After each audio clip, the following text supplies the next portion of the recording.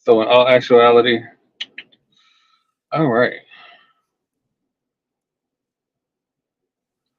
Let me check on Marlo, see if he's having a hard time getting in. Word.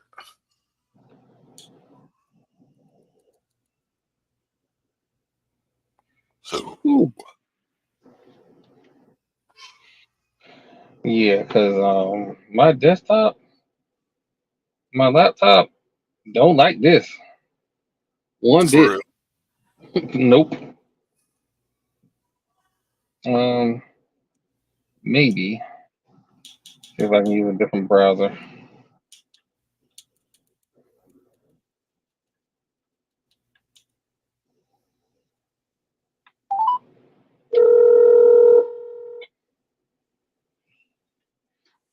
Man, what's up? Hey, did you get the soft? Did you get the software? Hold on. Make sure. I I do not. Yeah, okay, I do. All right, I see it.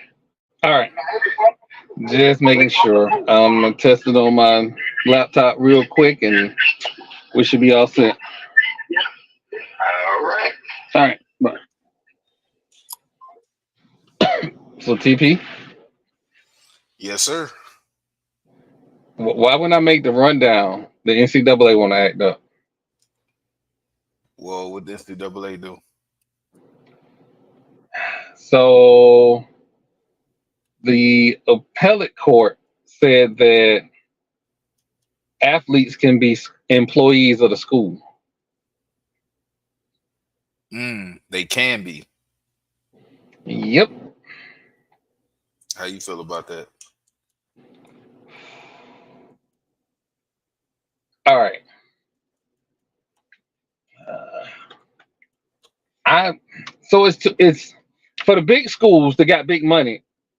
It's okay, Yeah. but for the little schools, that's a problem. That's a whole problem.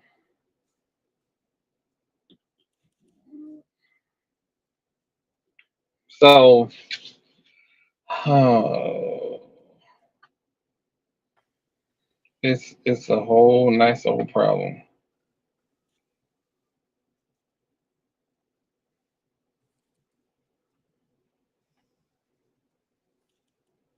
But what's your problem with it though?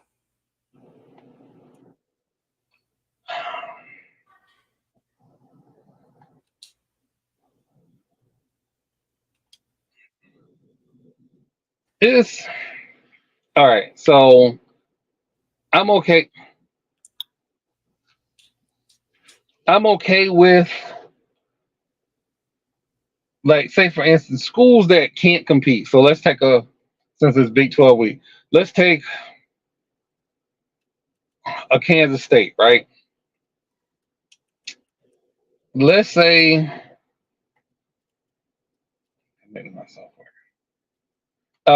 Let's say they can't some unknown reason. Let's just say they can't give out the $20 million, even though the Big 12 said every school's gonna be able to give $20 million. Yeah. If they can give benefits, so if they can get employee benefits, health insurance, because when I was in college, the reason number one reason that I love FAM is because they gave me health insurance. Like the $15 an hour was great, but $15 an hour and health insurance in Yeah. undergrad, that was big. So Mm. I don't. It's tough, and like Danny said, I there are some schools that'll be okay. My question is, so for instance, my question is it sustainable? Because you got the house settlement that every school has got to pay. You got for the Power Five schools, they got to main or they don't have to. Actually, no, they've agreed to revenue sharing. So that's $20 million a year. Then, and mind you, some schools are already talking about lowering the roster size to be able to cover that $20 million and to make sure that they don't run into any Title IX issues. Because if you paying football players $20 million a year, at some point, some women's basketball player, volleyball player, gonna go, "Hey, what about us?" Yeah, eventually. So it's getting dicey. But it's just the fact that all of that happened right after I sent out the rundown list is just it's crazy. Hey, everybody that's watching. I mean, of course. Hey, I'm live on air. All right, right. See, I told her I was live on air. No issues. Um. So yeah. Anyway, but that was that was an interesting read today, and the courts have been active the last month and a half or so because we'll touch on it a little later, but that direct TV lawsuit that the NFL say they're gonna appeal. That's whew, trying to wait on Marlo to get in here because I'm also, for those who watching and seeing the tweets, I am going to go through. I think it's been a while since we talked about the Legend of Spoon on the podcast. So Spoon. we're gonna Well, talk you about the told me that Legend of story. I Spoon. was weak. Yeah, it's again. Legend has it, and I'm gonna say it just like that. Legend has it. Yeah, ain't no legend has it. That shit happened.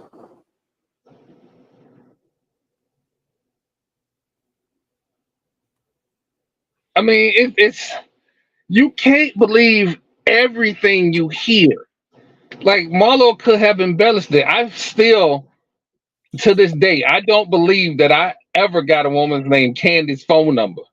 Like I believe that was all.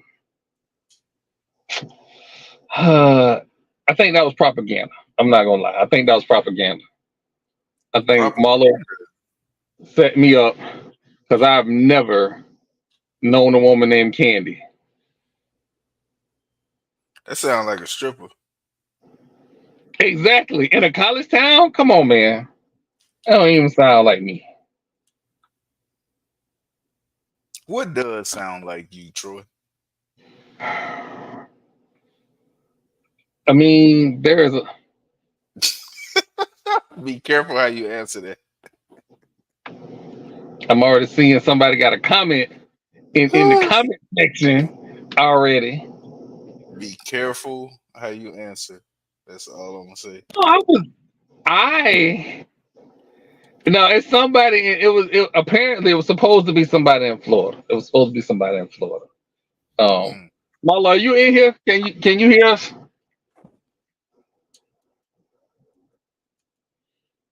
It's kind of hard for me to tell whether or not he muted or not. Um, but we're gonna go ahead and get the show started. Um, Ladies and gentlemen, welcome to another edition of Gathering the Old Men podcast. I apologize for the lateness. We're trying something new today, but some interesting things today. I want to start off. Let me get it in the chat. I want to start off by saying that Marlo this weekend turned a lovely age of 52. So happy belated birthday to my homeboy. Um, Very great dinner with him and the family. Definitely a great dinner. Um, is he? See, I don't like new software because I can't tell if he muted or not. But anyway, enjoyed spending time with the family. Uh, and then I guess we're just gonna get into it. Apparently, TP, Thanasis decided Thanasis Antetokounmpo has asked for a trade for the Milwaukee Bucks. I'm sorry. Where is he trying to go? Somewhere to get playing time. Oh, I'm sorry. I'm sorry. That's not. I should not. You shouldn't be laughing that hard at the man. I'm sorry. I'm sorry. I'm sorry. Um, I feel as though I there's a few people I expected to ask for a trade. He wasn't one of them. He wasn't one of them. So there was I that. guess he's tired of living in his brother's shadow. How about that? Yeah, yeah. Um, and then also this week, the U.S. men's soccer team fired their national coach, Greg Berhalter. Um, I can't say I'm sad to see him go. Um, we can't be losing to everybody but Mexico. Like that's not it's not even a thing. And I ain't talking about Europeans. I'm just talking about people in general. So we can't be doing that. And then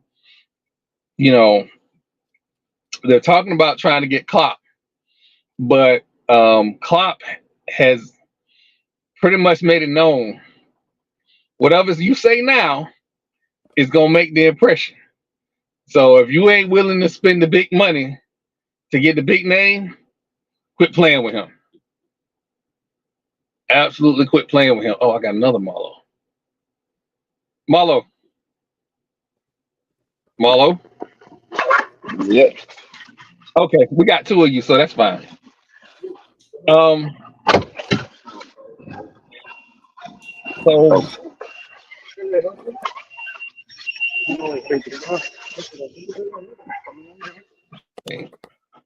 Wait, hold on, real quick. I didn't think ahead. This is why I need a mini fridge in my office because this is empty and we ain't even started yet. Give me 2 seconds. okay. Can you hear me? Yeah, I can hear you now. All right, because this shit kept telling me I was in the background. Um, Am I echoing when I talk? yeah, you got a little echo going. I have no idea how to do it. Um, But I am about to get on the fishing boat. I'll leave after 9 something. so y'all going out tonight? Yeah. Ooh, wow. Well, I definitely wish you happy birthday, sir. Um, I appreciate that. Thank you very much. we definitely want to do that. Also, I was gonna retell the legend of Spoon. All of that. Oh, I allegedly hell. It's a legend because there's no way I got a woman's named Candy phone number. That did not happen. Okay. Okay. I just know I looked on dance floor and there was a choice sandwich. So there's that. At no point in time was there a Troy sandwich that I can recall. Well, when you looked at me and threw your head to the roof of the club and at the top of your lungs yelled spoon, you might have been a little bit inebriated. Might have been. I ain't never seen this shit like it. All For a right, so grown man in the thrust of making a choice sandwich, I ain't never seen that shit like it. all right. So let me set the stage. I believe it was 1997. It was homecoming. Was it Florida State homecoming or FAMU homecoming? I'm sure Let it me was tell family. you, We way were at the back, way moment. back. All right, so it was homecoming, 1997. My Hmm. net set was late, and it had dropped right before we went to the club. Mm. So Hmm. these are the things that I remember distinctly. We went to the moon, we got in, and I started buying rounds of drinks. I believe we started with Ice House beer. I believe Hmm. that's what we started. So I asked the bartender for a Long Island iced tea. He said, "Here you go."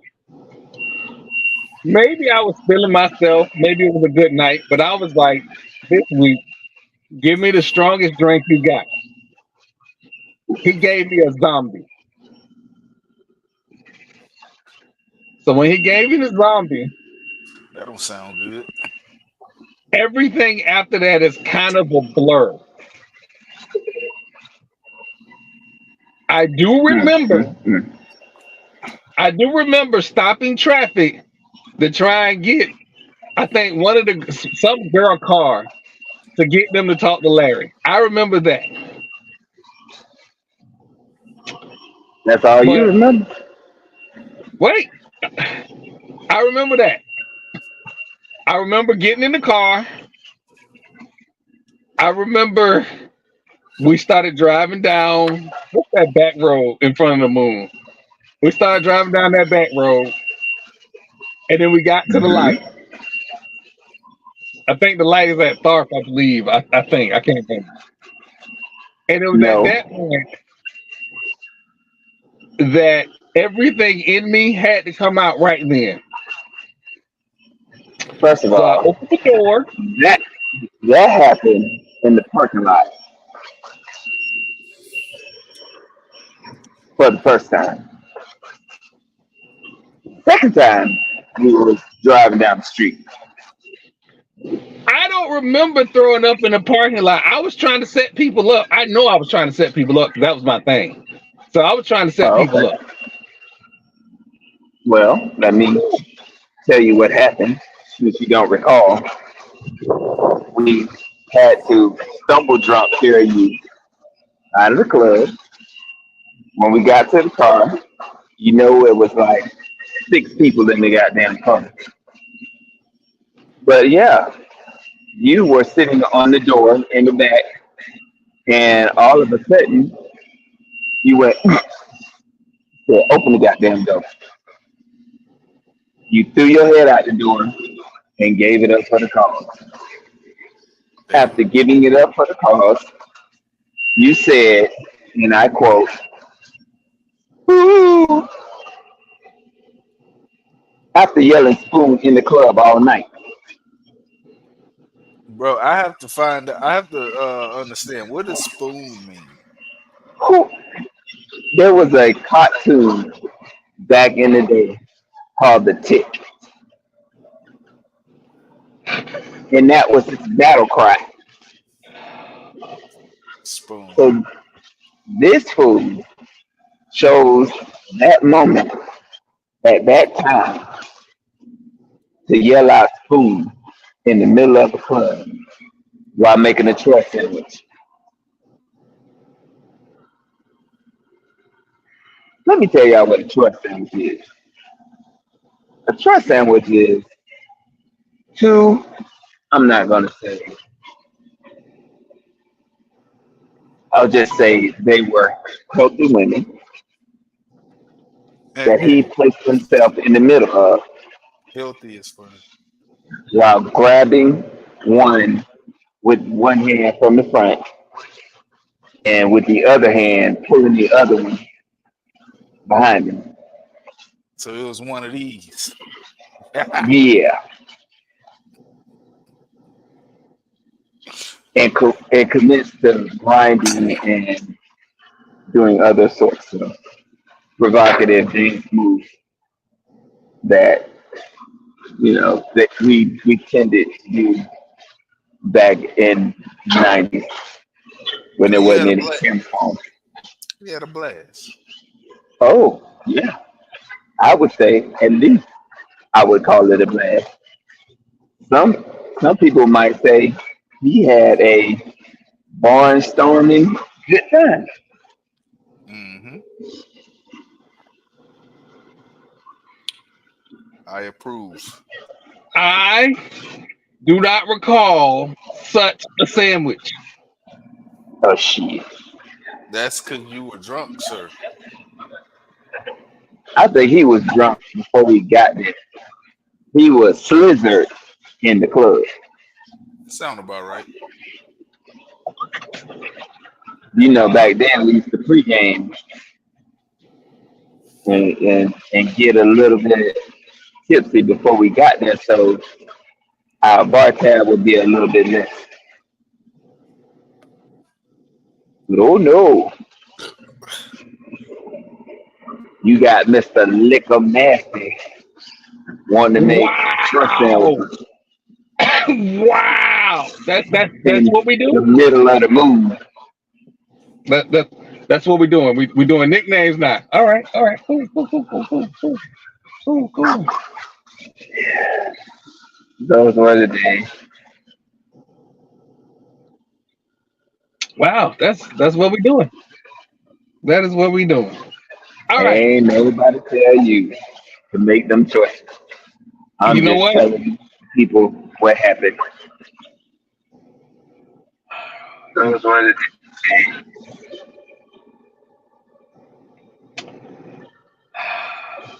You you know, it be your own people. It really be your own people. No, that was you, sir.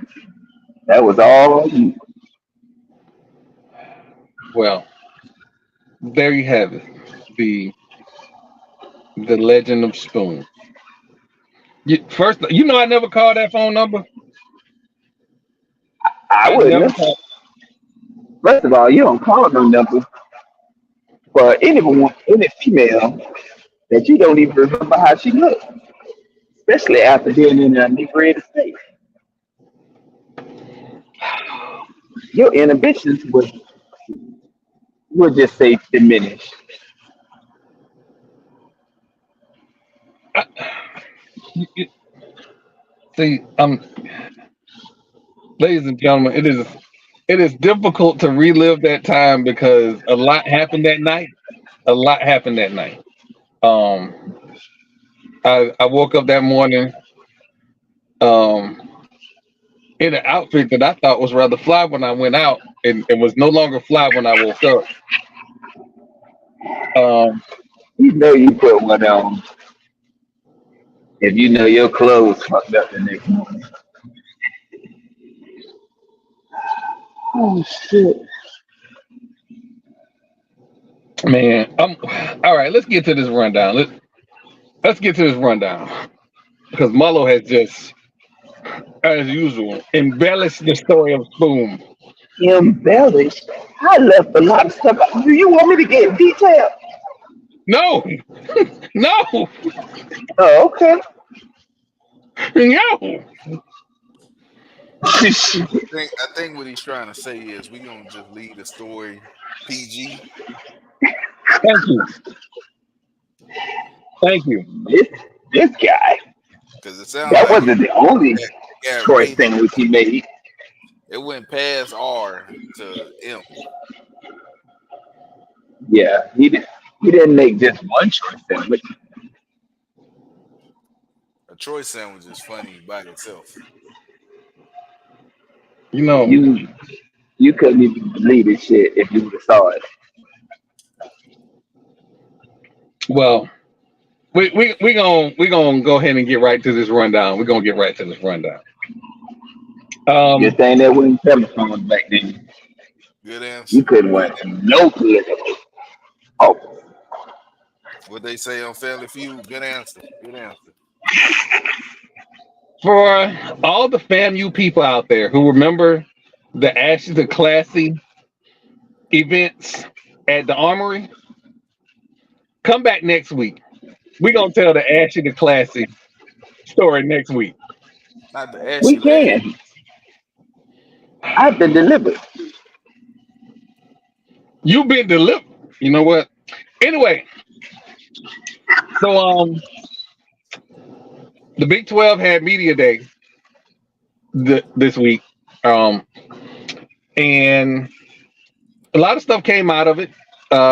Every Big 12 school said they will be doing revenue sharing, um, which is basically $20 million that they will disperse to the student athletes, and how that gets dispersed and who deserves what, I don't know, but that is going to happen for every Big 12 school.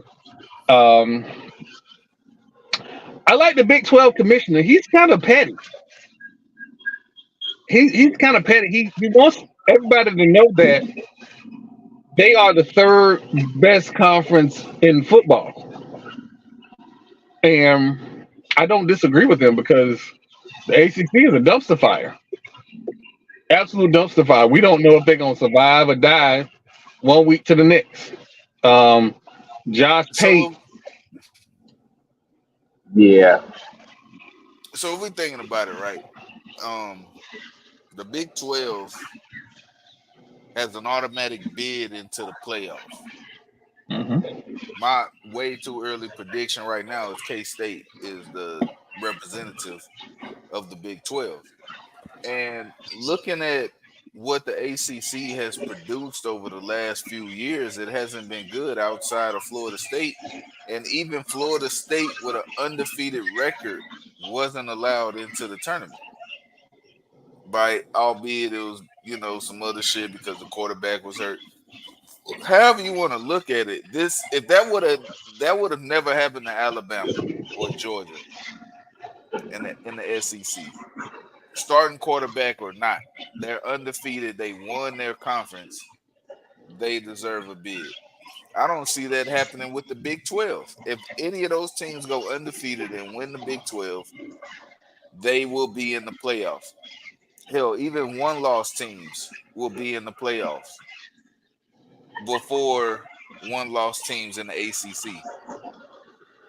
So I mean, he got all right. You know what I mean? And they got the money. and and that was my other thing. So they are getting into private equity to make it so they can compete against the SEC and the Big Ten. My question really is, when it comes to that, if private equity is investing in the Big 12, at some point that money is going to come due. And who's paying that money back? And what's the rate of return for that money that they're spending? Is that just for the Big 12?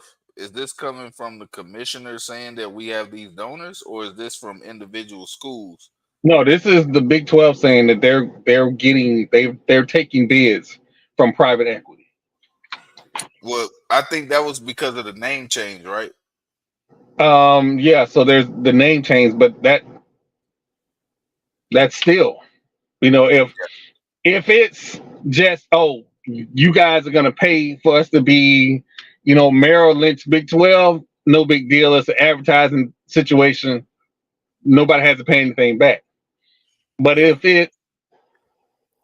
we're gonna give you the $30 million of school difference between the SEC and the Big 12, that money there is gonna come due. And Absolutely. somebody's gonna have to pay. And you know what else? The former CEO of Oregon announced that he is giving the University of Oregon unlimited NIL resources, who have recently joined the Big Ten. So that's another school in the Big Ten that the Big 12 have to compete with when it comes to NIL revenue and being able to afford to bring in top recruits. For some reason, I don't. It's something. Okay, so let's just be honest. Oregon has always had the resources, if not more than everybody else, and it just something just kept not clicking, and I don't know what it was. Recruiting. But they've gone after the top names. They've had top flight quarterbacks. They've had top flight quarterbacks. They've had top running backs. I just don't know who they were missing. I mean, look at the dynamic of the division or conference they were playing in. When you play against teams that aren't necessarily the most physical,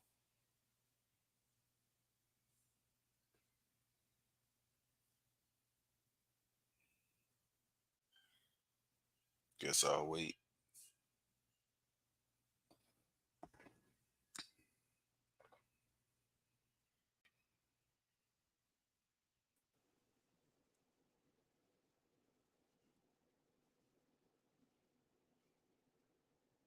I GP, hear can you. you? Yeah, All right, I'm yeah. sorry. So I was saying when you play against teams that aren't necessarily the most physical, and you're not actually playing against the best teams in the year, I mean, in the league all year, you're basically going into the playoffs at a disadvantage. Oregon has historically went against SEC and Big Ten teams and not fared well late in seasons because of the competition that they had to play against all year. It was many years where we looked at them and was like, yo, this team is dominant. They are killing it. But then it all boils down to, okay, y'all just aren't as physically gifted as these stronger teams. And y'all might have the speed, but football is more than a speed game. Even going back to the Chip Kelly days where it was, we're going to just hike the ball within 15 seconds, we're up and down the field. Like that worked until it didn't. And then there was no adjustment. They went ahead to go play Ohio State and got the absolute doors blown off of them because they couldn't match up physically. Now with these resources now being with them saying that they have more resources, because we can say that they always had money, but the whole NIL aspect of it kind of adds another layer of recruiting. And when you have unlimited resources in that aspect, now you're able to go out there and poach and steal players. You're now in the Big Ten, so your recruiting window has just opened up drastically because there were players probably in the Midwest that weren't even thinking about going out to Eugene to play football. But now they have the opportunity. Like if I'm from Indiana or if I'm from Iowa, and I go play at Oregon, guess what? I know that there's a great chance that my family will be able to come see me play on a road game at the University of Iowa or at Indiana University, and so on and so forth. Any of those Midwest players now are looking at Oregon as this might be a destination I can go. And if they have the money to pay us, that's all the better. Yeah, that's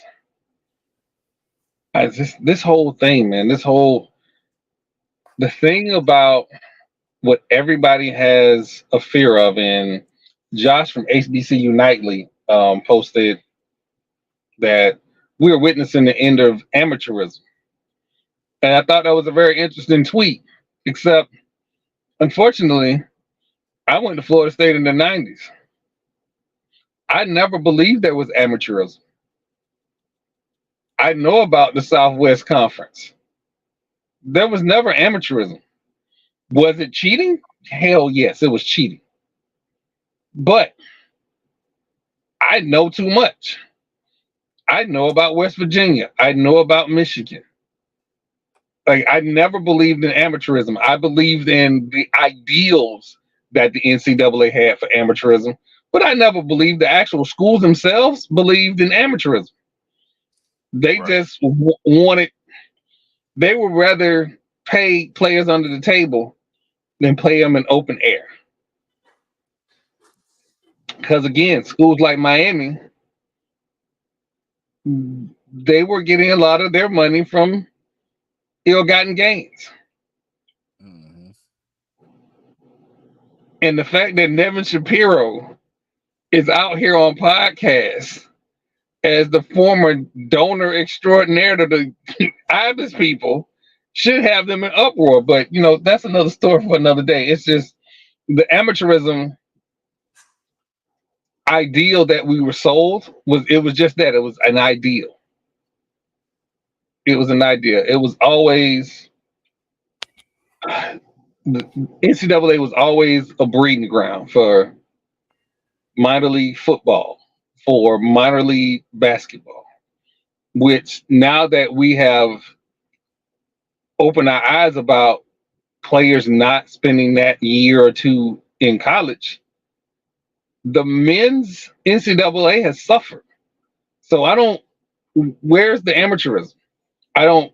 I don't think we were ever there in reality. In spirit, yes, but I don't think we were ever there in reality.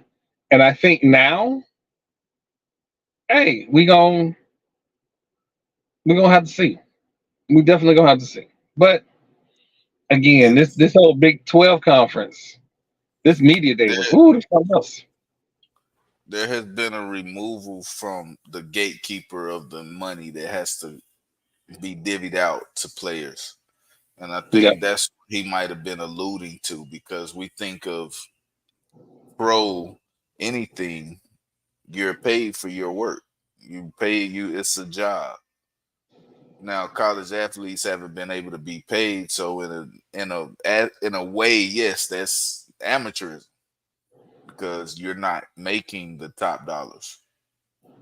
You remove that from the equation, and now players in college are going to be making just as much, if not more, than some pro athletes. You know what I mean? It's not going to be just. And do you remember when it was illegal for college athletes to even hire an agent? Mm-hmm. To imagine. So now, who hires agents? Pro athletes hire agents. So if all of these college athletes now have to hire agents, guess what? They're considered pros. This is Yep. the true end of amateurism. And I think that's what he was alluding to. So we here now, mama. We here now. Well, one of the more colorful moments in the Big 12 Media Day was the prime session. Um, and the questions, there were some questions asked. Um, and Prime alluded to the fact that why are they playing North Dakota State the first game of the season? Um, and I I can don't answer that. know I can answer that easily. what's the what's that answer, TP? They want to see you fail. That is the answer. Hmm.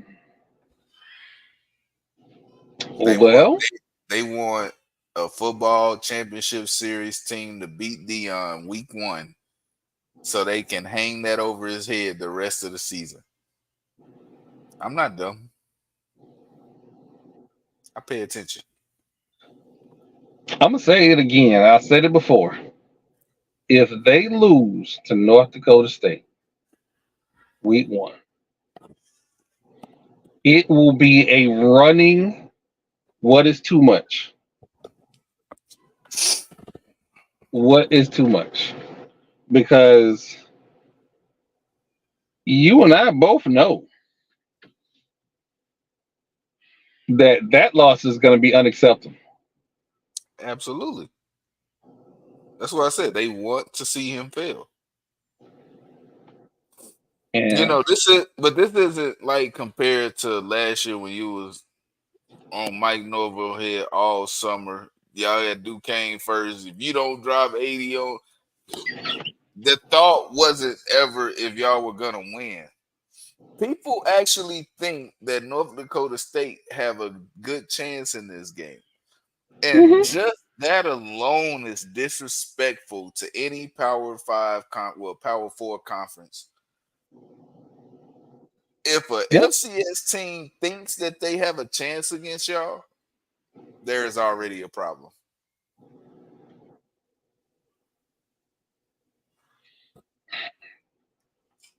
Now they also asked them about Where did he think Shador and Travis Hunter would go? I want to back up for a second, because in that question they also started talking about Heisman and all of that. Shador Sanders cannot have a season like he had last year. He can't take all them sacks, and that offense got to run the football. Well, you know who my Heisman Trophy hopeful is. He wears number 3.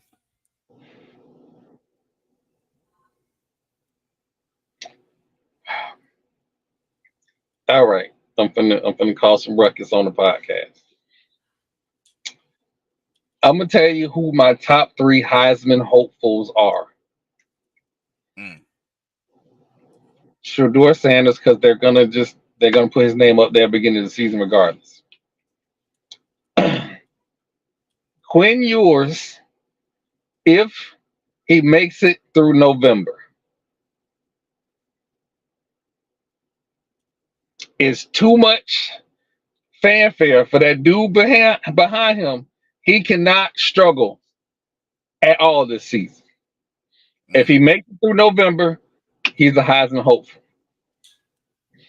And I'm saying this not because I'm a Knoll, but because look who's out there, right? All the talent this gentleman has on offense and the running game. DJ Uwe Ungalale is going to be a Heisman hopeful. True. He runs through the first 6 games of the season, putting up good numbers and unscathed. They're going to make him a Heisman front runner because of what they did to Jordan Travis last year. They absolutely are. I can see that. Um, I'm trying to think of anybody in the Big 12 that jumps off the table as a Heisman hopeful.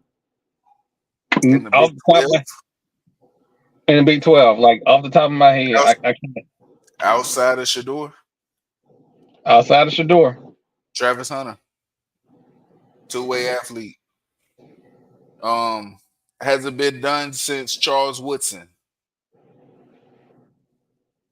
yeah, Because Charles Woodson played a lot of wide receiver as well in his Michigan days, but he did most of his dirty work on defense. He did special teams, and he was an offensive player. He was on the field.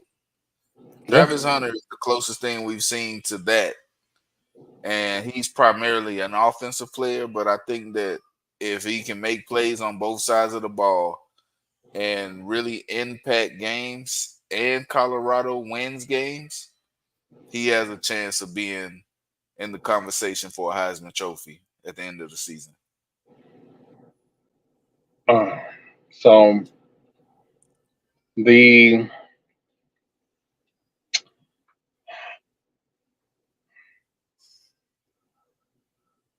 like I said, the other stuff that came out of Big 12, coaches with all the rah rah, whatever. I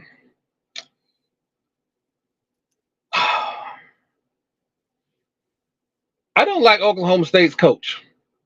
I haven't liked their head coach in a very long time. This man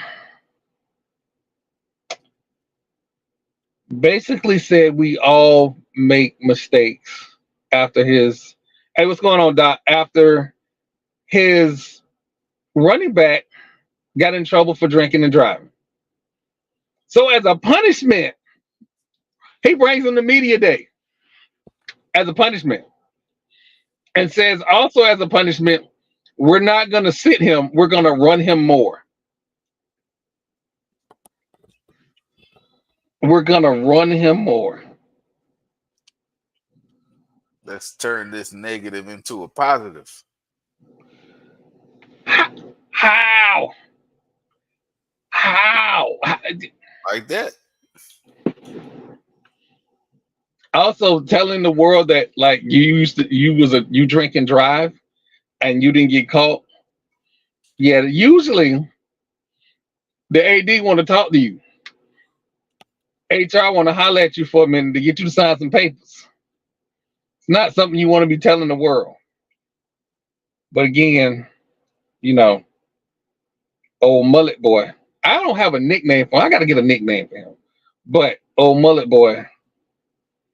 But he gonna be on the hot seat if they don't win the Big 12 this year and go to the playoffs. He gonna be on the hot seat. Absolutely.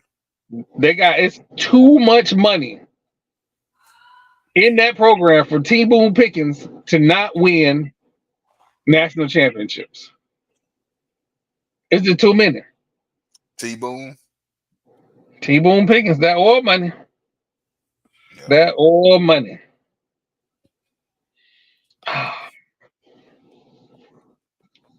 There's also been a lot of talk about, since Nick Saban has retired, is Alabama still going to be a viable contender? And I don't know. I don't know if Milroe possesses the ability to throw the ball in key situations, enough for Alabama to win more than 10 games. Because Alabama head coach don't like defense. Yeah, and that's not like the old Alabama coach. The Hall of Famer, Nick Saban. I will give respect where respect is due, even though we gave him his worst loss at home as a college coach.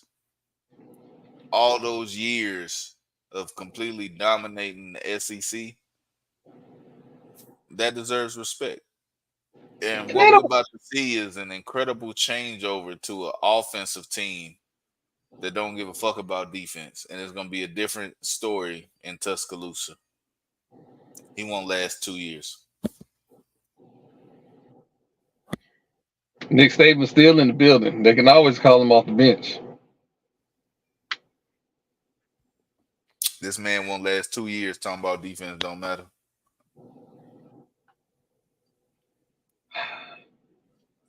Going back to the Bear Bryant days, Alabama has always been a running and defensive team. You try to change that, it's not going to be pretty. It's not going to be pretty. He don't even have the people. You don't have the people for that. You got a running quarterback who can't throw the ball.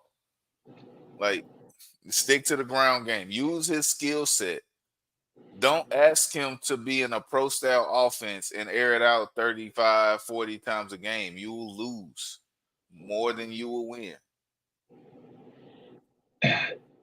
And Doc, let me tell you something about that. Mike Gundy. I'm trying to be good because I know people are watching and I still ain't got my thumbs up from 2 conference media days. So I'm trying to be on my best behavior.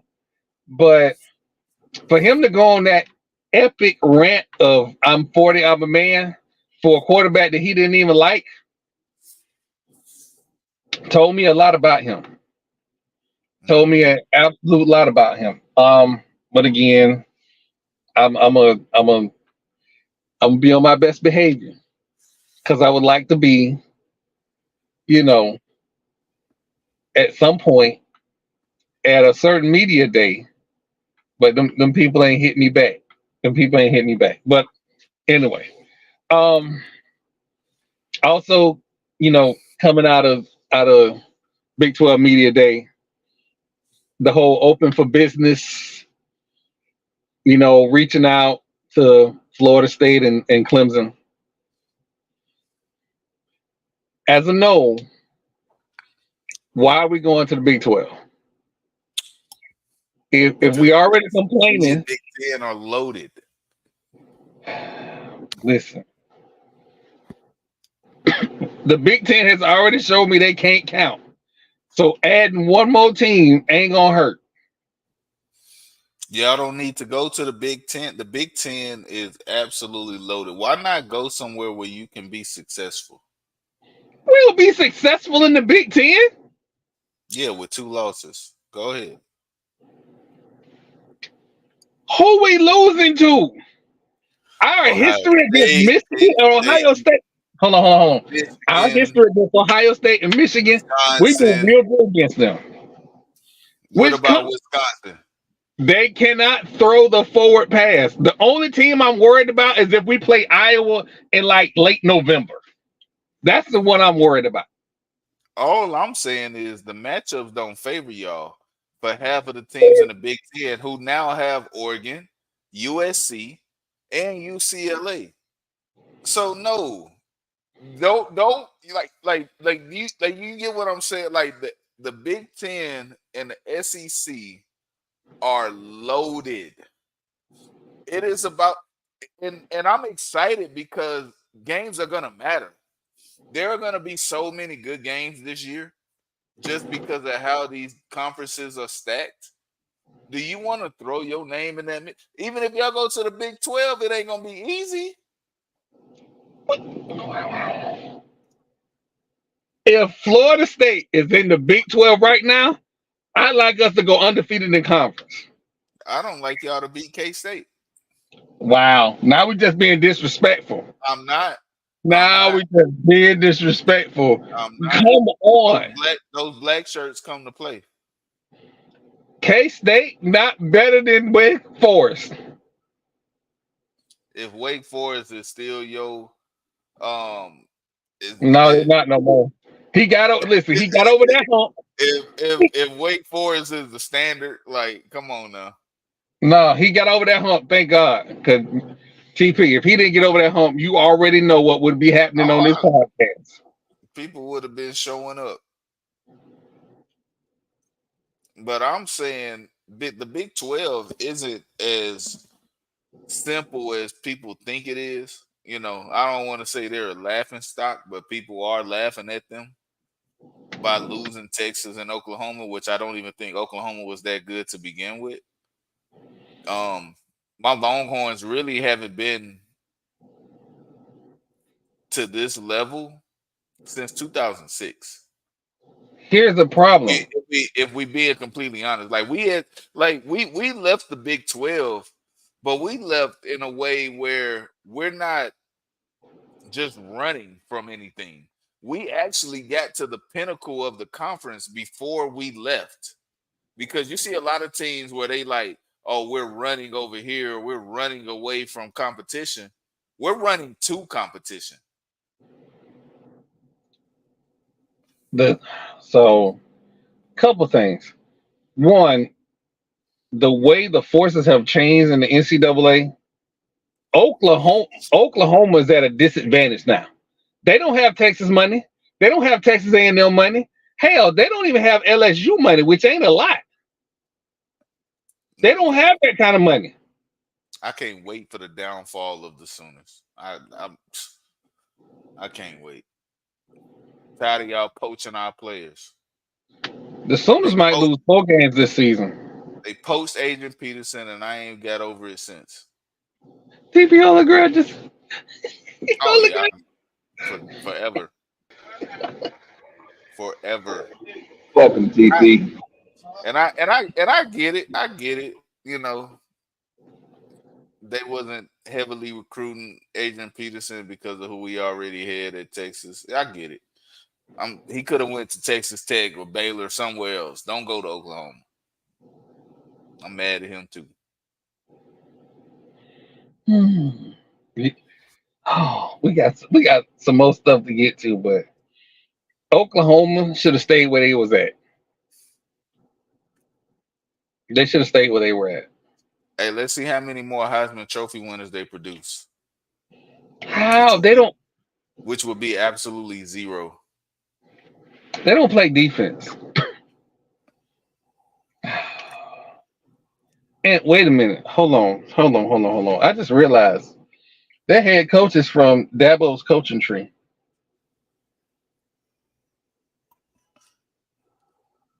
Oh, Doc, I know it was a package deal. It was probably the worst package deal in conference realignment. Nobody knows that yet. But when those dollars start flying and Oklahoma started talking about reducing roster size, it's gonna get ugly.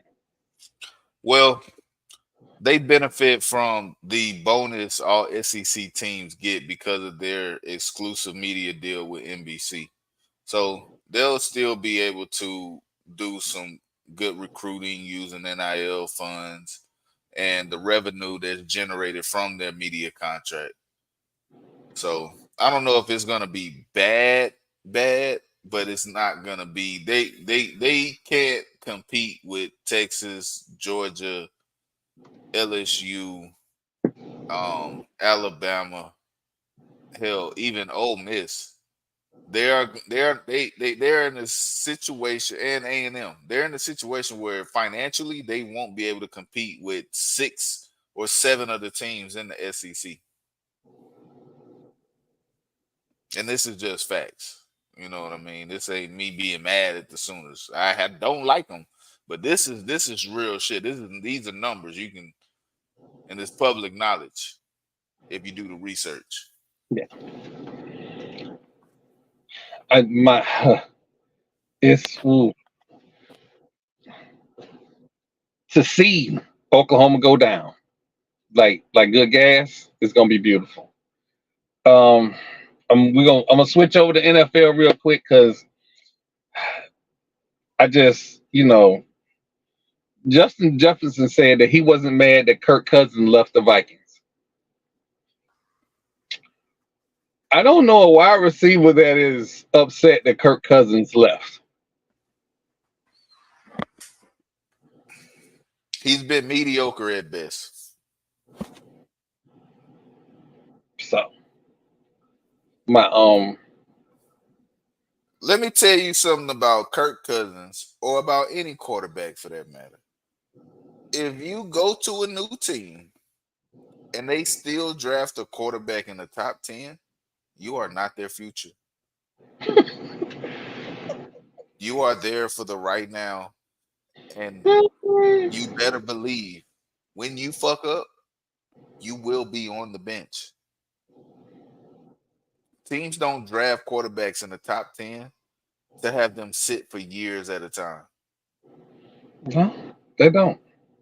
They might have paid you, but that was only to entice you to come.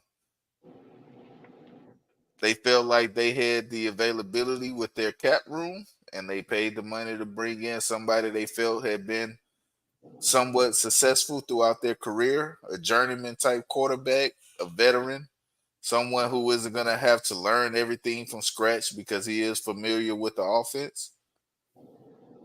It was a safe pick, but also they understand the future is important. And I guess they looked at Michael Penix Jr. as somebody that can take over the helm. They felt like he may have been one of the top 3 quarterbacks in the draft, and they spent the pick on him. I think it was the wrong decision. I feel like they should have got Dallas Turner. Defense needed help, but Justin Jefferson ain't mad that he left because at the end of the day, he's gonna get open, and whoever's at quarterback just put it in his range, and he gonna make the play.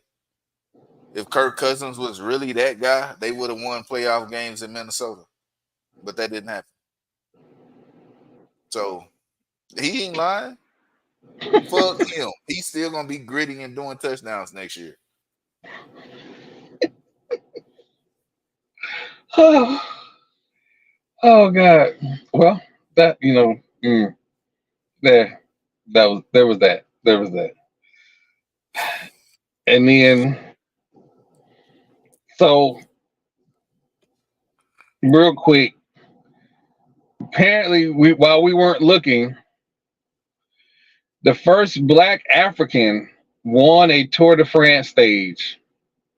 I don't know if that means the first Black won a Tour de France stage because they ain't really getting to it. But the first Black African won a Tour de France stage. Let me Yeah, tell you, the first black person in its 111-year history. TP. Do you understand? If we start taking over bike racing, because the NBA has allowed everybody else in the world to come in and dominate basketball. So if we start taking over cycling, and I ain't gonna I lie, I don't see. Here's my thing, man, and I don't know if I'm gonna get flack for this or not, but I feel like physically, black people,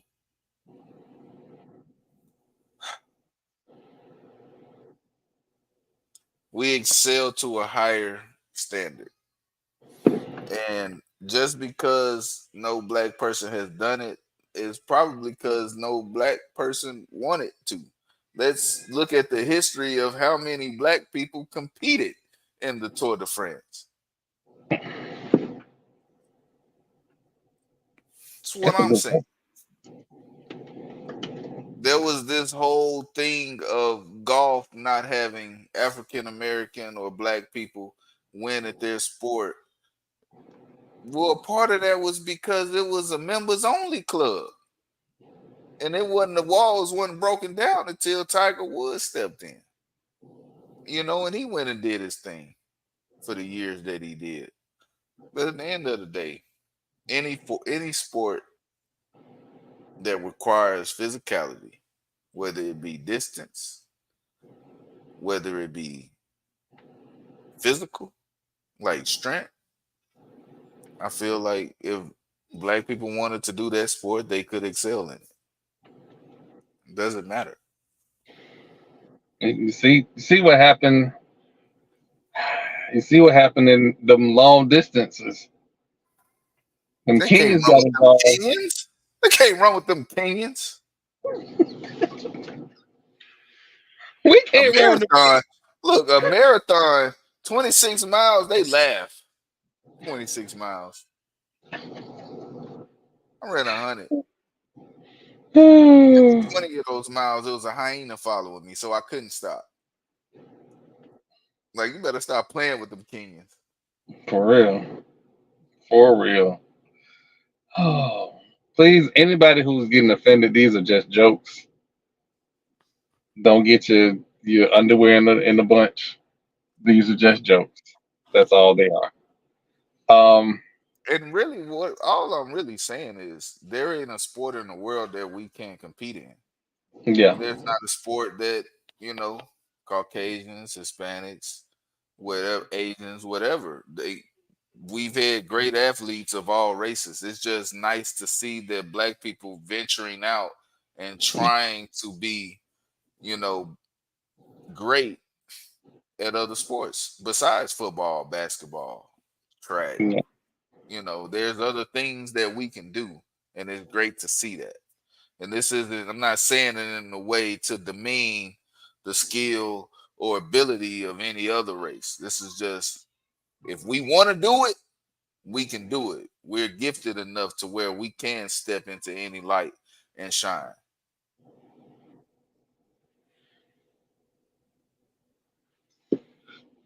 So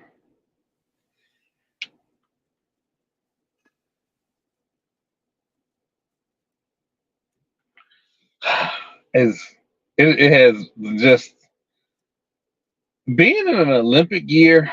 It's a lot of stuff that's just it's been absolutely beautiful. It's been absolutely beautiful, and this was one of the stories that caught my eye. I was like, oh, okay. And then it also made me think, wait, where the hell we been at in this sport? But you know, it is what it is. It is not a inexpensive sport, so that explains a lot. Um, but TP, your boy Kawhi He got sent home, need to and get ready for the next season, man. How many years in a row he didn't miss time due to injury? all right, so I'm gonna go ahead and take this detour. I'm trying to figure out him or Ben Simmons as the all-time. I just show up to work to get my check squad. Who Who? lead that squad? Who? Kawhi or Ben Simmons?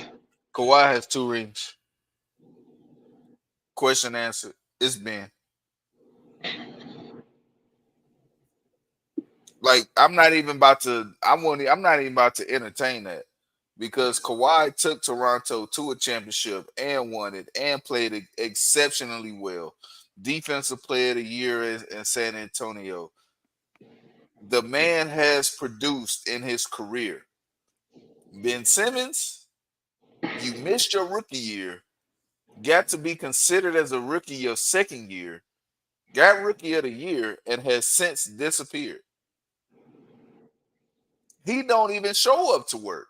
See, that's the problem. You talking about, oh, just somebody that show up to work. This motherfucker don't show up to work. Oh, my back hurt. Oh, I'm not mentally stable right now. He has so many things going on, he ain't showing up to work. Now, if these issues are, valid, I wish him all the best. I hope you feel better. I hope your back feel better. I have back problems right now. My back is killing me.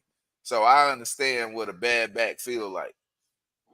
I understand what having mental issues feel like. But as far as showing up to work, he ain't done it. I still go to work every day, back killing me. I'm on the flight line, 115 degrees, but it was 120 the other day. I'm still outside all day. I don't care. I'm gonna go make my money and I'm gonna go do my job. He ain't showing up to work. So nah.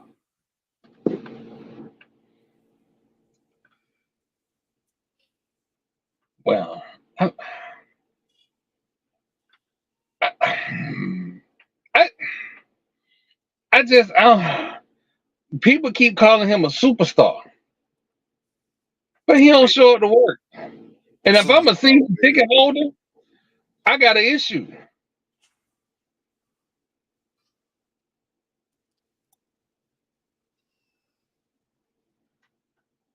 Did I lose my? Did I drop that?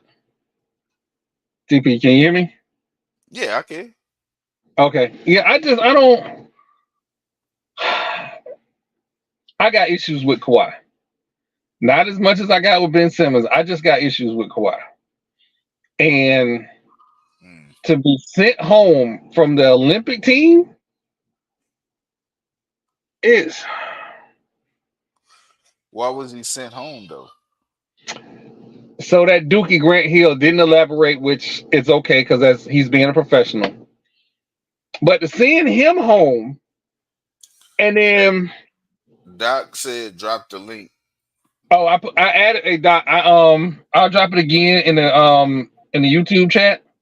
But I did drop it in I did just drop it in. I just sent you a link, and then I also put it under. If you're on Twitter, the actual broadcast on Twitter is also in there.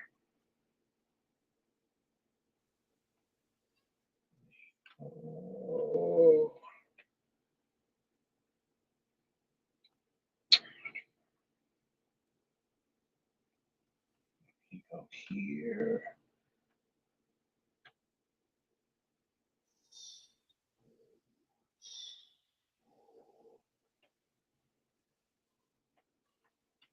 Okay, I'll put it on. I'll send it on YouTube.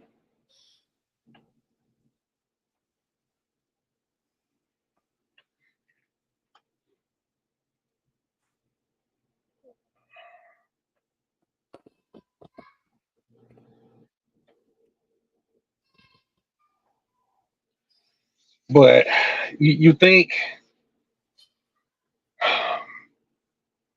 they got Derek White as his replacement,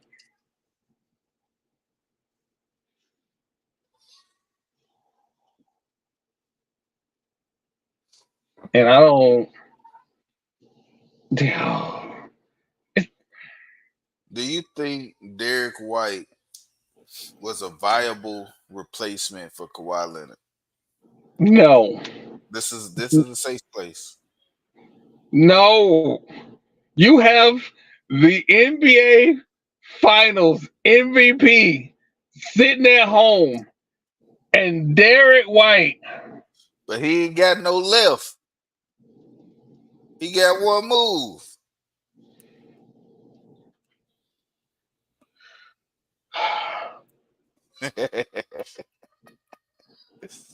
Maybe his game isn't tailored to the world stage.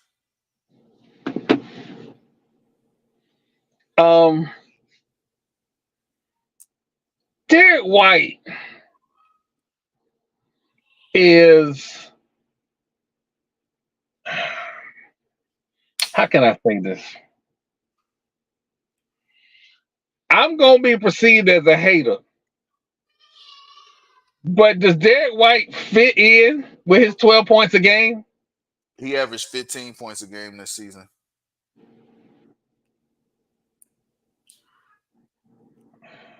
I'm sorry. Go ahead, look it up. He averaged 15 points a game. Okay, he got 15 whole points a game.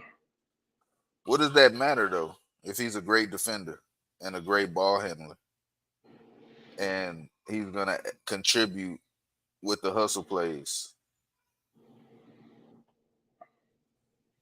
But is he Jaylen Brown?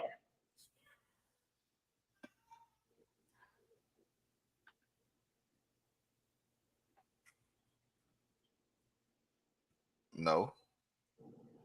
Why is Jaylen Brown? He needs the StreamYard link. Oh, okay, hold on.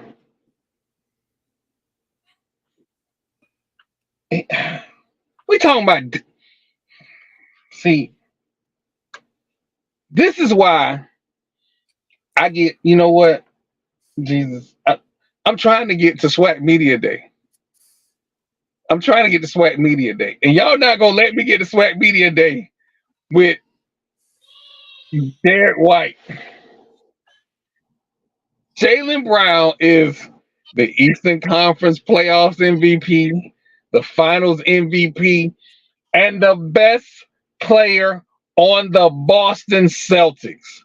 I don't care who don't like it. I'm sorry it don't fit your light skin narrative, but he is the best player on the Boston Celtics. I just,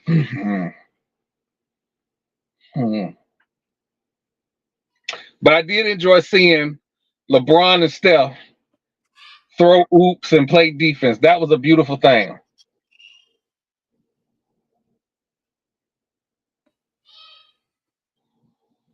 I guess they didn't need another scorer with Kyrie. Man, Kyrie is.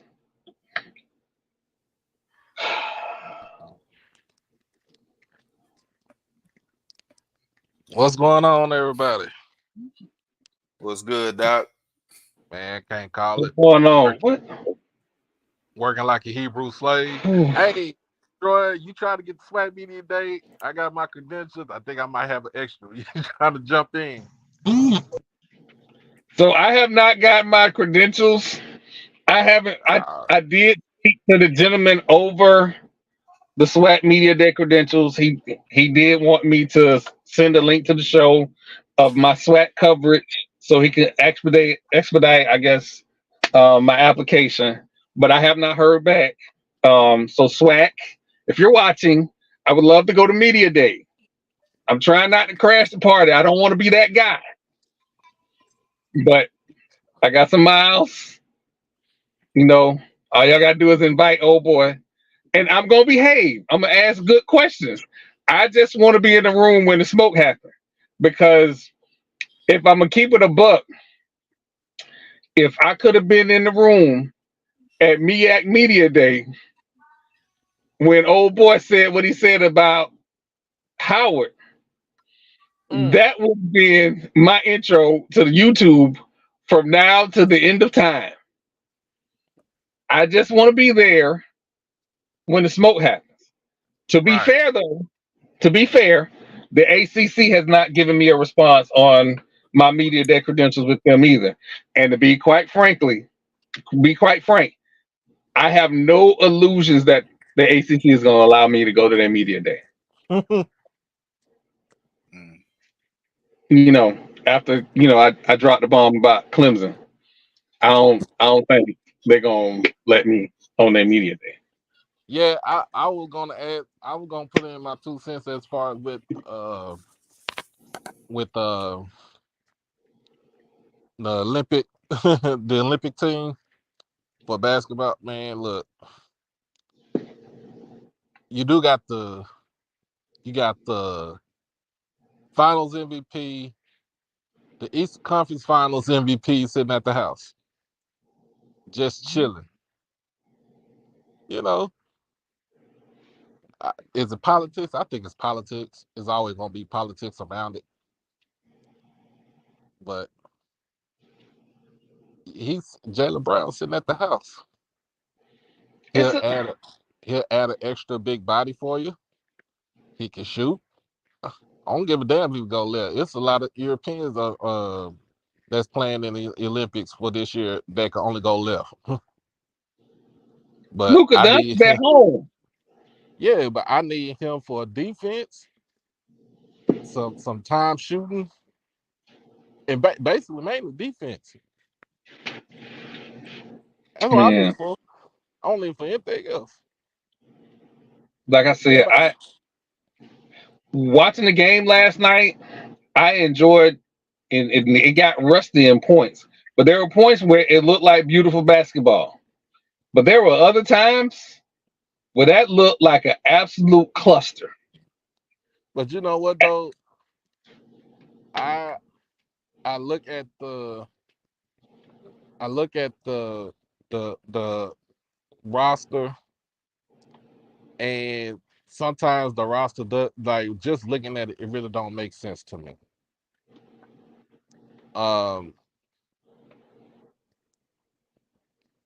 of course, you know you got LeBron and KD playing at the three spot. You got Steph is your point. Uh, who's the other point guard? Halliburton. Halliburton. Halliburton and Drew Holiday. I let Halliburton. I would have let Halliburton go and brought in another point guard that's pretty much um that's used to playing in the Olympics. Hell, if that was the case, I would have brought Klay Thompson back in. I mean, honestly, I wasn't mad at the Halliburton pick. I wasn't mad at it. He's a great defender. He has the height. You know what I mean? He can compete with the Europeans.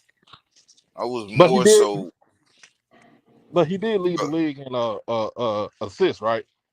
yeah. Yeah. Okay.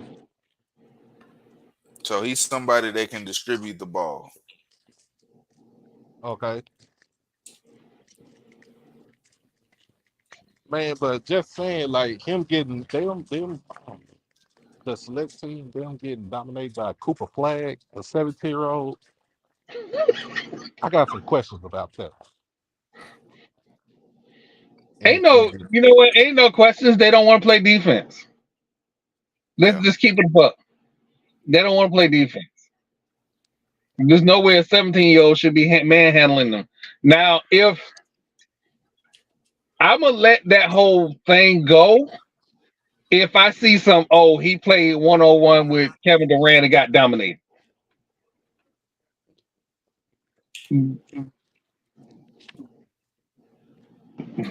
yeah, But I gotta. They bet not lose now game. Now game. There's a lot of talk, but they better not lose now game. But again, we gonna monitor.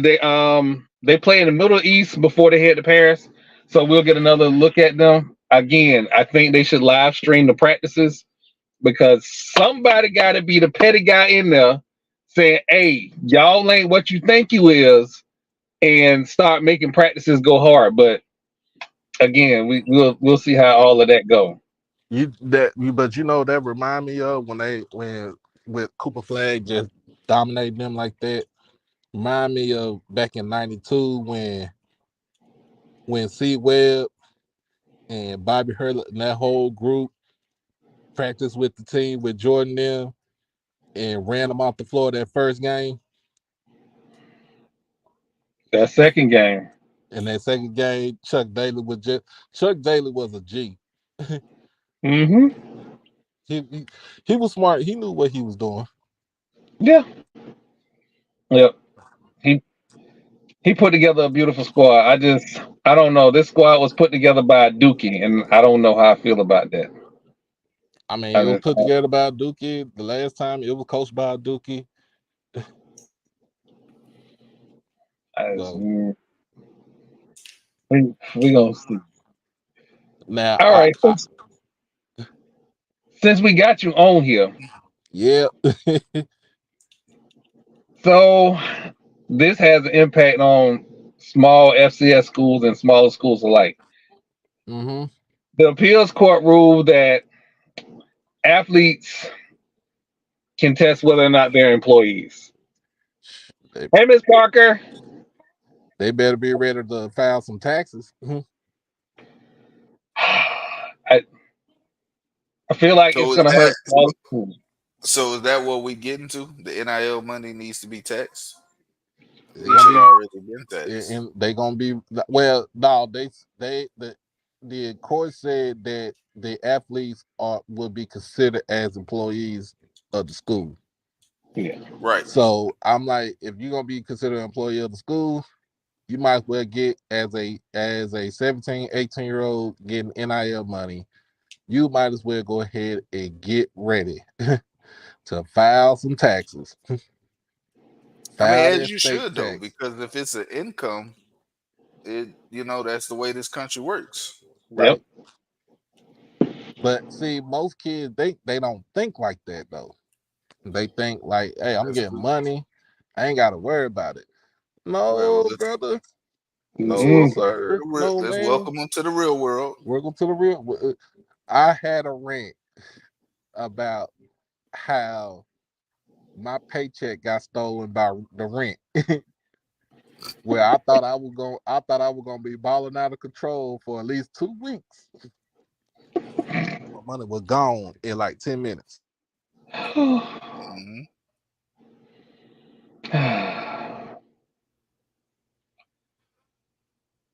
Side note: when the Legend of Spoon, when I got my net check, I had to pay my rent first before I went to the club. So life is life, and all these kids has been hiding away from regular life. And again, I was at state in an era where Lavernius Coles couldn't have a job. Peter Ward couldn't have a job. So now that they're able to have a job, they're gonna have to have the responsibilities with it. But Yep, for absolutely. schools, for schools who can't afford NIL, and because the athletic endeavors are directly impacting the school more so than necessarily the actual athlete, it's gonna get interesting. But the appeals court did say it's got to go back down to trial court to make the determinations of what situations make the players employees of the school. So hopefully that gets done in a logical and systematic way to where it does not overburden the resources of the school. Because schools, small private schools, how are they going to be able to do that? How is that going to work? Hey, Um, TP, remember that issue back in Oakland with Rhett Bomar when he was at Oklahoma, What was the issue? where they would get paid to do nothing? Oh, oh, yeah, yep, I remember that. I don't remember. That might be a little bit before my time, I but remember. hey, Oklahoma got probably, slapped on the wrist.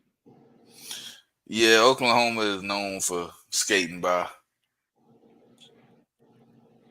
So what ended up coming out of that? Uh, Bomar got Bomar got had to sit out like like 3 games, and the Okay. mess up so bad it was they felt like it was that bad. He transferred to Sam Houston. Yeah, yep. Around let's see, Red graduated high school 2005 or something like that. So it was around 2005, 2006, around that time. Yeah. Why did we draft him? Oh my god. Oh my god. Oh. All right. So I've been kind of tippy toeing around this. I ain't really want to get into it, but here we are. FAMU Board of Trustees are concerned about the new head coach basketball contract. And it is led by my homeboy from my hometown, Mr. Devron Gibbons.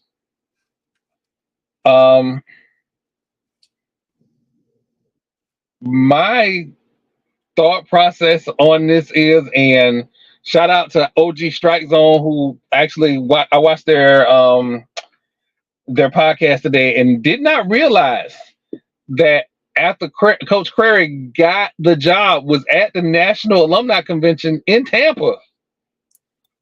In Tampa. If anybody, by the way, Devron is from the Bay Area. He's from St. Pete. If anybody had any issues with that contract, they should have talked to him. This should have been a meet and greet. Walk this man around to all the boosters. This is now, it's getting crazy because we now have Shaq's son is now coming to FAMU. We have some big players coming into the program, and this man still don't have a contract. Now, the president can still give him a 1-year contract, but I think that man is owed financial security for leaving his job to go to FAMU. At least for 3 years. I don't think 3 years is insane. And to have people question whether or not his increase in pay should be an issue is crazy. It's crazy. They don't question it when a white man get paid. I TP said it. Doc, I said it. TP Doc, I'm gonna tell you. They don't question it when a white man get paid. If this happened across the tracks, across Gaines Street, as long as that AD was there, nobody was gonna say anything. As long as that coach is winning, ain't nobody gonna say nothing. Notice what I said. As long as the AD is there and the coach is winning, ain't nobody gonna say nothing. But if the AD hires somebody and that coach start losing, boosters and alumni like me gonna have something to say. So I don't really understand the issue. As you should though. I don't really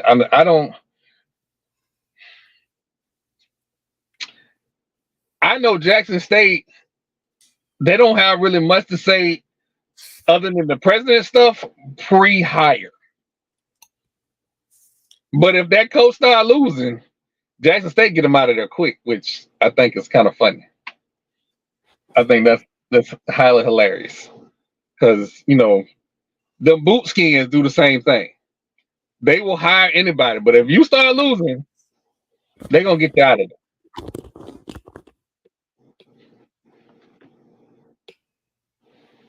Oh, It's crazy because the most successful teams have longevity at the head coaching position.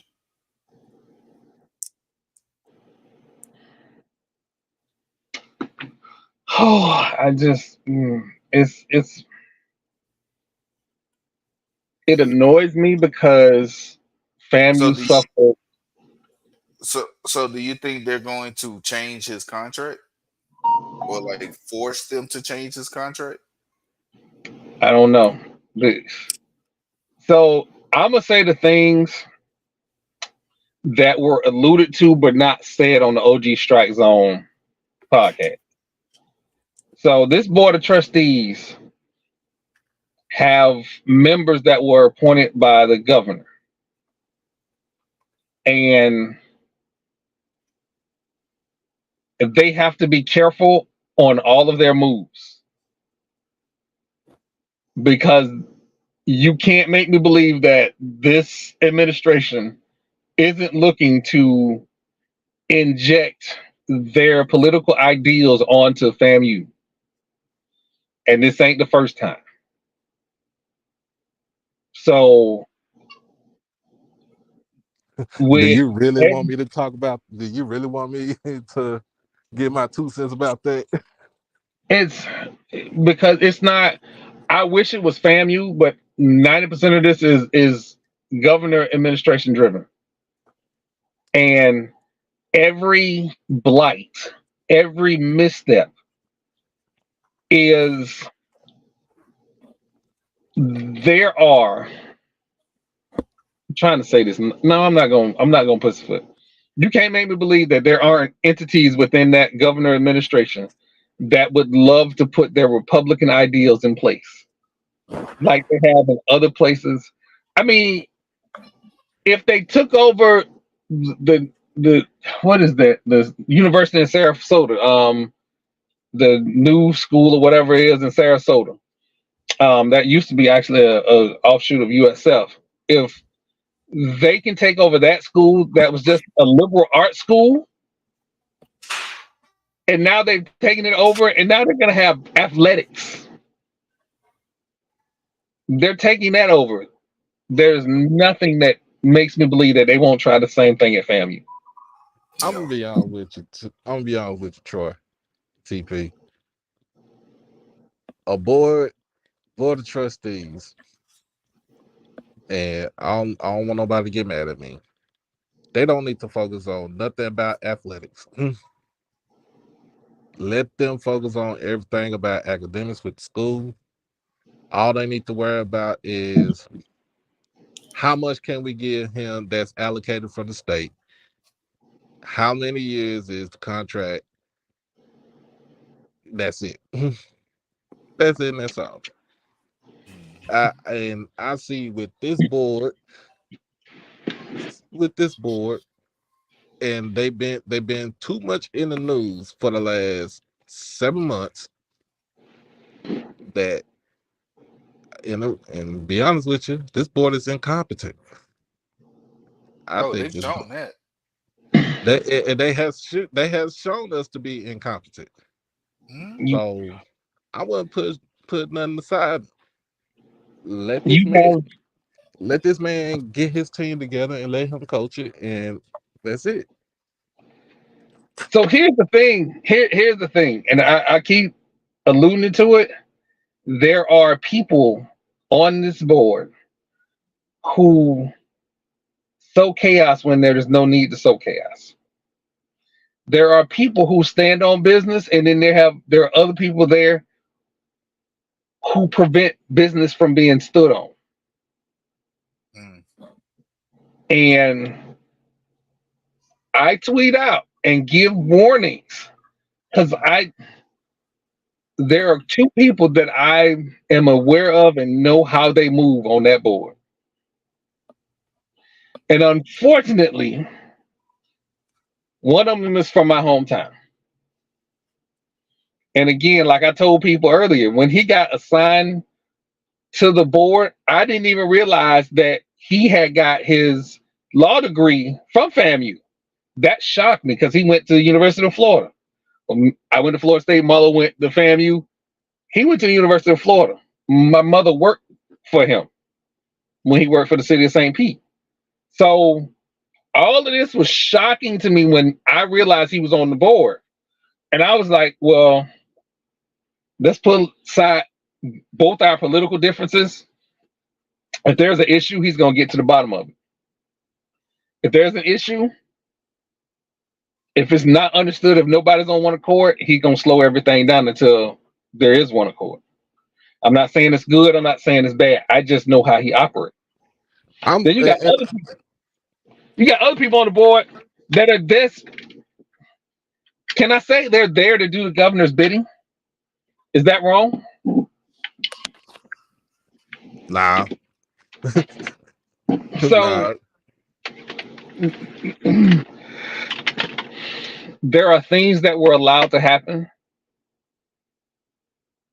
that should not have happened And now there are outside entities that are monitoring what happens with the investigations.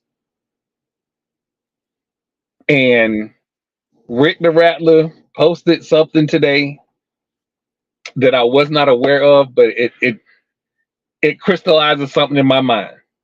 And this is related to all of this. When I was at Florida State, we would do a lot of seminars with FAMU. And a few of the seminars was Florida State is trying to take over FAMU. And at the time, I'm young and militant and I'm pro-black and all of this. And I'm like, nah, ain't nobody gonna do that over my cold dead body. And I got my friends with me at the seminar. I'm like, no, this ain't gonna happen. And we talked to administrators, and administrators like, no, we're not trying to take over, whatever. Rick the Rattler posted a article from I want to say like the early 60s where Florida State, where Board of Regents were saying that because Tallahassee is so small that they should combine the two athletic programs and field one football team. So now I realize where all of this is coming from, because again, when you young and dumb and don't know all the history, you think, oh, that's no way that's possible. Nobody's thinking that. Yes, they have. They've been thinking that since the word go. Since FAMU started winning Black National Championships, they've been thinking that. And there is people talking about certain schools going away and them being rolled over at Florida State. But Florida State having low passages of these bar exams, of these nursing exams, are not held to the same standard. And I'm not bashing Florida State, but I just want people to understand that there are forces at work that are looking for any and every reason to make FAMU unsuccessful. And that all comes down to voting. We put that in place. Now, are there some people on that board that should not be there, maybe? Yeah. But we also can't keep giving them people ammunition to start sticking their nose where it don't belong. But that's just, my opinion. I hope nobody don't think I'm anti-FAMU, because I'm not. I love FAMU to death. But it's some things that just should be normal course of business. And y'all don't kill me. AD Sykes is the AD. And if you don't agree with her job, I understand. But she has a job to do. And I said it during the whole football thing. I'm not taking a side. But if she's trying to negotiate with the coaches that y'all want, but you're interfering with the process, the price that you might have got a coach at might have gone up just because of all the noise. So I don't know. I don't know. I don't know. I've been said don't interfere with what she's doing. Don't interfere with her job. And each time she makes a decision on something big, as far as with the basketball coach, with the football coach, and even right now with with finding a PA announcer for Bragg Stadium, I say don't interfere with it. Let her do her job.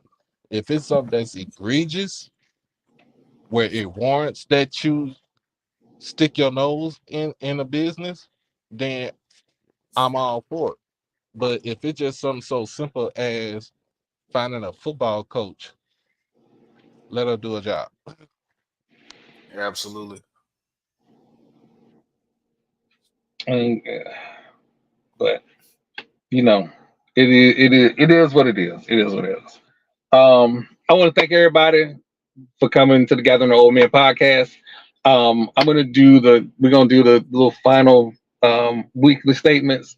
I want to go ahead and say, shout out to Marlo, 52nd birthday.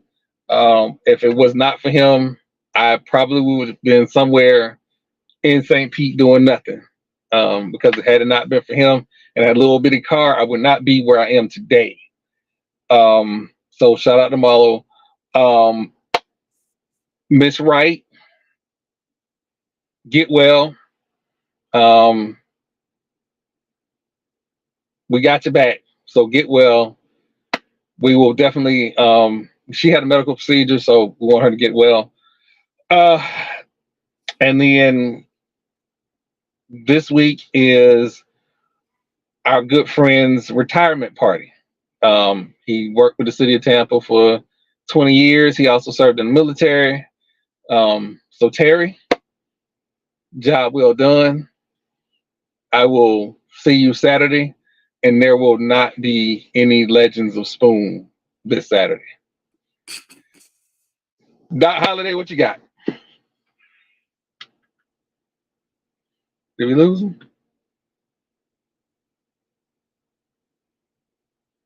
Doc, you still there? Yep, I'm still here. All right, what you got for us this week?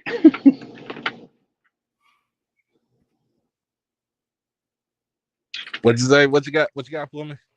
What you got for us this week? Closing statements. Oh man, I'm just trying to get down to SWAT Media Day. Yeah, so trying to get the final preparations for all that, and did preseason top 10 D1 HBCU football earlier today, so check that out. Probably do Division 2 tomorrow for HBCU football. Check that out tomorrow. Going to be at noon for that, and pretty much get this show on the road. That means that we got almost 6 weeks left till college football start. Whew. It's gonna be fun. It's gonna be fun.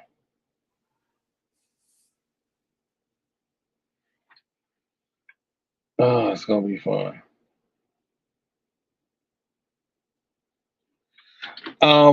TP, what you got for us this week? I don't have a lot this week. Still working on my conference predictions. I'm gonna go conference by conference, and pretty much put together what I think is gonna happen this season. Should be a fun thing to do. Give a little insight, especially with all the reordering and reorganization of the conferences. I think it's gonna be a fun thing to do, and I'm gonna bring that with y'all probably next week, if not the week after. We still have about a month or so until the season starts, so I want to make sure my prediction is as up to date as possible. So I'm not looking crazy come December. But other than that, man, it's been a good summer so far. It's been hot. Just prayers to my family that's down in Houston, and everybody else that's out there that's had to deal with the loss of power and the hurricane that rolled through. Everybody sound like they starting to do a little better, so that's a great thing. At the end of the day, football is upon us. Basketball is in full swing if you're watching the Olympics.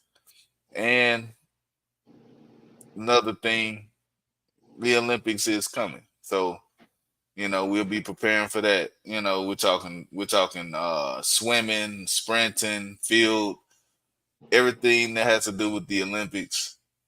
I'll be tuned in to bring y'all the news first and foremost. BBL Drizzy, baby. Thank y'all, everybody, for watching. We're not doing that. Appreciate everybody for watching. We'll be back next week. Same place, same time, with all the energy that y'all love to feel from us. Well, for the Gathering of Old Men podcast, thank you for coming. We are out. Oh.